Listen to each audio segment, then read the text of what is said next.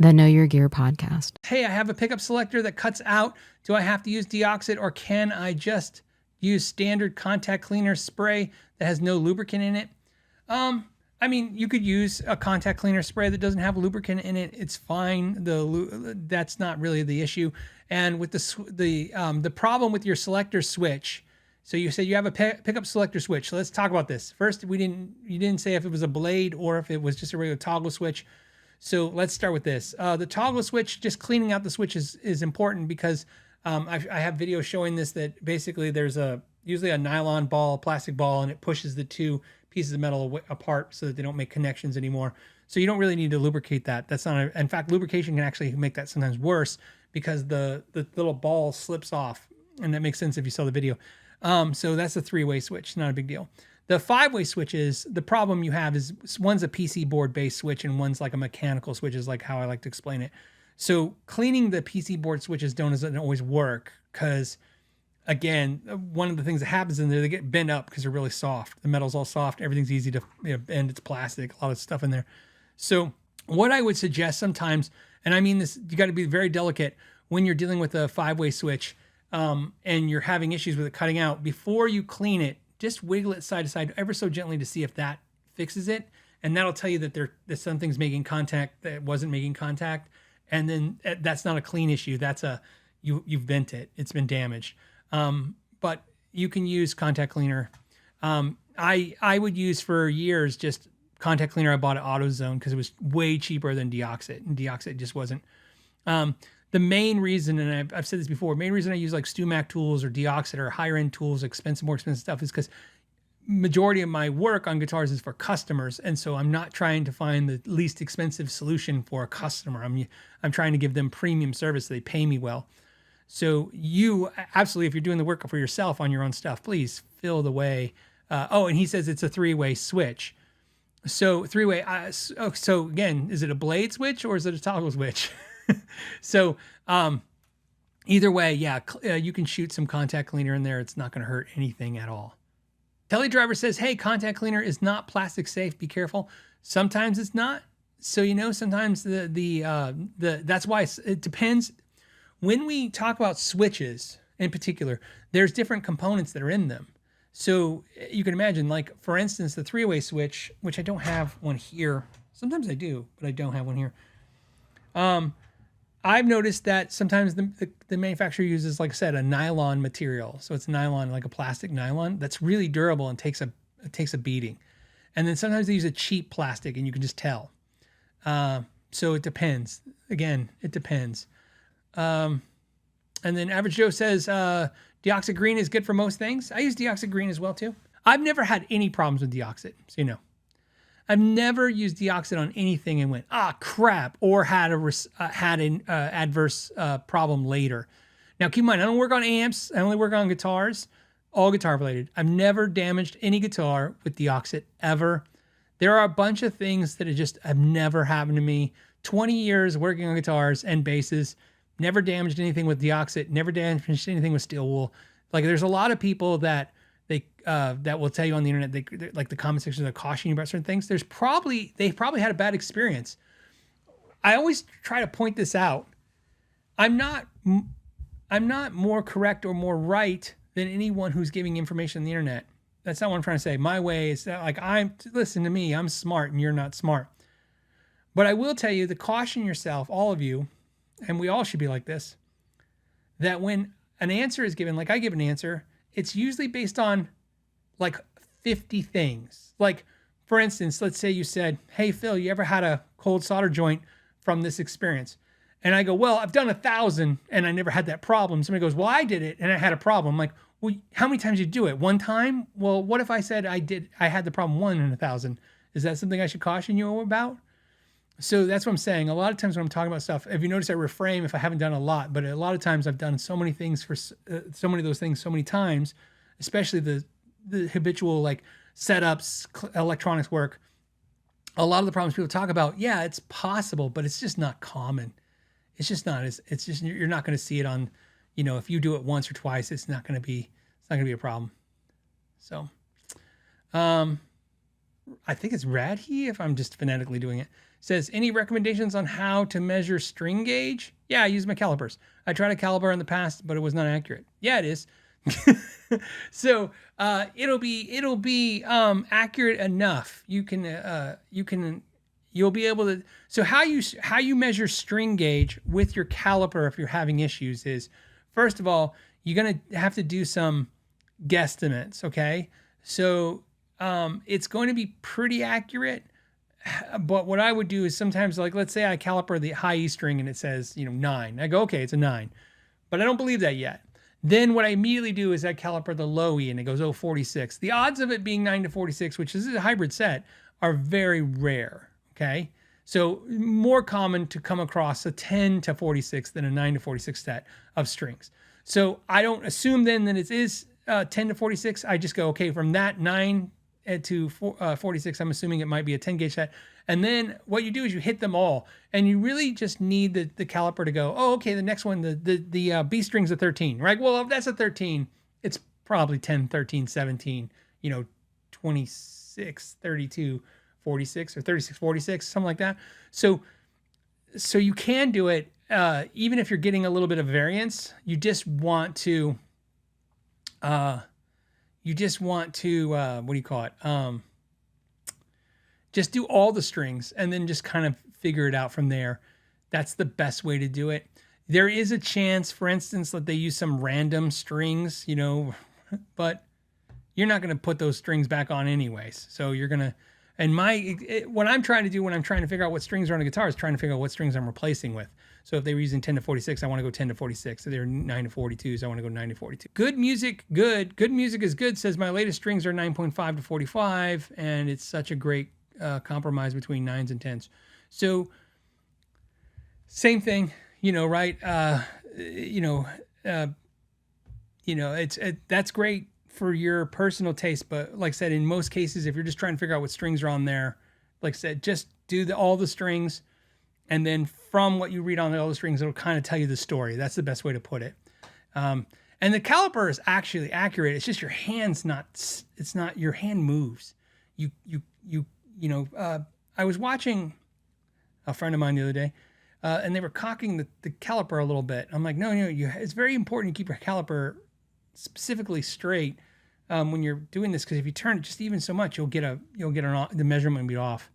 So, but that's what I do, and that's how I do it. And I've never had a problem that I can remember with just taking the all the strings and then figuring out from there. Eddie says, hey Phil, I got a Squire Bullet Mustang with a Strat style bridge. After adjusting the action, the saddles stick out and dig in my hand. Any tips or fix? Yeah, I would go to monsterbolts.com and you can get new screws for those, or you can cut the screws, the grub screws yourself. I have a short video on it, a YouTube short video. I will link it. One of the things we really focus on is making shorts of certain things that are reference materials like that. And so the Monster Bolts was something that we made a short of. So you can not only find a video on that, you can find a YouTube short, and it'll take you right to Monster Bolts. But otherwise, you can just go to monsterbolts.com. You can find new grub screws that are shorter and relatively inexpensive, or you can cut them yourself. I have the video shows you how to cut them or how to buy them. It's up to you. It's up to you. I prefer buying new ones, but I understand everybody's got it's really a work cost benefit analysis for me. Pulling them out and cutting them maybe takes me 20 minutes, $6 or whatever it is, $10. It just seems like an easy. And I just said, screw it, and just bought tons of them. So I have tons of those. So I'll never run out. I just said, instead of thinking about like what a set cost me, I just spent like $50 and bought a bunch, maybe $60 and bought a bunch. The work mats, I've switched over the years to different work mats, and now what I'm using is some neoprene pads that I buy off of Amazon. So that's where I get them. I don't have the thing that I access Amazon here because it's not on this computer. Otherwise, I'll tell you. I'll put a link to those eventually where I get them.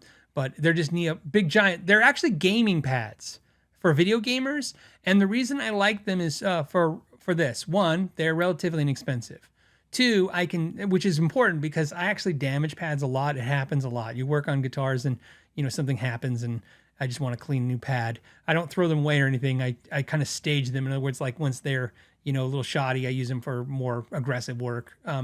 And the other thing is they take heat really well, and I can heat transfer on patches or graphics onto them, like the Know Your Gear thing, and that kind of makes it fun for me. So I can. People kept asking me if I want to sell my own pads, like work pads, and I really don't. I would really not like to get into any kind of product sales. I mean, it's bad enough we got to push merch, but at least merch is just what you're getting. You're getting a shirt and you're supporting the channel.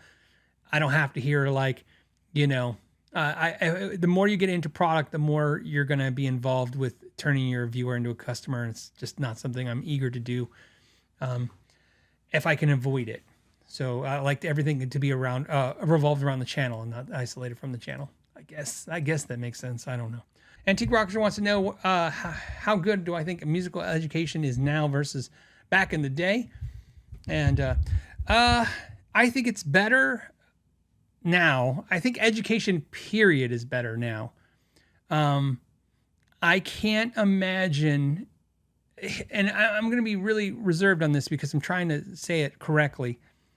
I think that there was probably more in the past of people pushing people into education. There was more opportunities that way. But now the way that access to information now is so huge. So much information is just available to you. And the one downfall of is, most information is available. Most information is free now, but you got to do a lot of searching and research. But I almost prefer that, me personally. I'm not a big fan of the U.S. learning system, the school system here. Now, keep in mind, I grew up in Tucson, Arizona, on an underfunded school district, so I have a lot of not good things to say about that school district. Not because I'm picking on any specific teachers or anybody in the industry, in the education, but obviously the funding was just for crap. The main reason at the time was, if you're not familiar with Tucson, Arizona, it's essentially built on two economies, which is a retirement economy and the military, which is an Air Force base. And which means you have a lot of people who are not really vested in paying a lot of taxes there, right? You have a lot of military people who are going to be gone soon. So, building up the city isn't really an important thing for them and are a focus point for them. And you have a lot of retirees who are like, hey, I'm trying to stay here just a few months of the year because they have the snowbirds. So the schools were really, when I say they're underfunded, like every like back when I was in school there, everything got voted down. So we had no wood shop, we had no metal shop, we had no auto shop. We didn't have any of those stuff. They didn't exist when I went to school at all. And, but good news is I have friends who have kids that go to the school that we grew up in, and they say that they have those things now. So they're better funded now. But back to what I'm saying is, education's better now. First of all, I've always thought it was dumb that everybody learns on the, in school, music, they go to music and they learn the recorder. It's just dumb. Everybody should learn the piano. I believe in Japan, they do that, right? They have a lot of, the kids are basically exposed to piano. I think the piano is the, as someone who ran a music academy for over a decade, I can tell you from watching students, we paid, it was a big investment. We paid to make sure that there was a piano in every single lesson room, even though we were 90% guitar students. 95%, whatever. We were 95% guitar students. And the reason we did that is because we knew that you could teach music theory so much better and more easily on a piano than guitar. And so when you have a new student sitting there with a piano and kind of explaining music theory and music, it's just a logical instrument. And I think everybody should be exposed to piano. I've said this before, because at least you'll understand, kind of like a cooking analogy, how the ingredients work, how it all comes together and or what's involved in it. But I think everything education wise is better now just because of the opportunity to get the access to information. So the reason I say it that way is I'm not saying that technically the system is better now or anything like that. I'm just saying the availability of the information is so much more readily available. It's great. So Mighty Guitar Mod says, no wood shop, heathens. Yeah, it's a weird time. Yeah, so that's my answer to that. And thank goodness for YouTube University out there. You can learn anything on YouTube. It's crazy. Ryan says, hey, Phil, Patreon member here and glad that I can finally join the live show. Hey, thanks for joining live. He says, what's a good first tube amp for bedroom volumes that sounds good, clean, takes a looper and pedals, low watts, effects loop. Oh, the effects loop throws you off. What should you look for? It depends do you really need an effects loop? If you're going to run pedals, look, here's Ryan, Blues Junior, Fender Princeton, any Fender tube amp is going to be a great, like if I can only have one tube amp, it's probably going to be a Fender amp. It's just a great way to go. And the only reason not to buy a Fender tube amp is because it's expensive and it's out of your budget, right? So you would go with some other more obtainable brand pricing, brand pricing. But to me, like, if I was going to have one amp, if I only had one amp, it's going to be a Fender because it's got reverb. It's a great clean amp, and clean is the one pedal you can't buy. You got to get that right. If that clean's not great, it's not going any, and at this point, most of the amps that do clean okay and do distortion great, again, I could use a katana and just throw his pedals in front of it. So for me, if I'm using pedals, I just want a good Fender clean amp with reverb. If you're a little bit more like the Vox vibe, you could go Vox too, but I'm still going to be a Fender person. Hot Rod Deluxe, Blues Junior, Princeton, a 65 Deluxe, you name it, something like that's always a good way to go. And again, like I said, unless it's a budget constraint. And then effects loop, they don't have those in those. Well, the Hot Rod Deluxe, that's a George Benson amp right there. So that's a George Benson version of a Hot Rod Deluxe. That has an effects loop. I don't think the Blues Junior does. I don't remember having one. So you could go, but that's a little overkill. 40 watts tube and a 112 is a big sounding. It's a really loud amp, even with pedals. But I would, something like that for a tube amp. And I wouldn't worry about effects loop because the effects loop's really important if you're going to use the distortion off the amp, because if you're using the distortion off the amp, you got to put the delay, reverb, time-based effects in the effects loop after the gain, right? It has to go after the distortion, not before. But if you're going to use pedals for your overdrive sound, don't worry about effects loop. It's not really that important, in my experience. Arnis says, hey, Phil, love the show. Can you tell me about those Marshall amps behind you? Yeah. No, it's my 26. Yeah, hold on a second. And specifically the smaller one. Is it possible to use home volume? Yeah. So Arnis, the video, this is a 1974X, and I have a video on that. It's called The Other Great Marshall Sound. That video is a couple weeks old, so if you want to watch that. That's a 1974X, hand-wired, 18-watt Marshall. It's kind of different with a tremolo in it, and this is a 2061 Marshall 20-watt head with a 212 cabinet, which is great because some people, because the cabinet kind of looks like a 412, so then you think this amp's really huge. It's not small, but it's not much bigger than that Benson if you look at it for scale. You can see it's not much bigger. They're just, to me, like an iconic set of Marshalls. And I've had the 2061 forever, and the 212 2061X cabinet forever. And I reached out to Sweetwater and I said, hey, I think I want to do a video. I think I want to get a 1974X. Is there any interest in helping sponsor or co-sponsor the video so I can make the video? Because I think it'll be a cool video. And, I just, as you guys know, I really like my Friedmans and I really like my Magnetone. I really like my Magnetone a lot. But there's just something about Marshalls. There's just something about the way they look, right? I mean, come on, look at that. Isn't that just, man.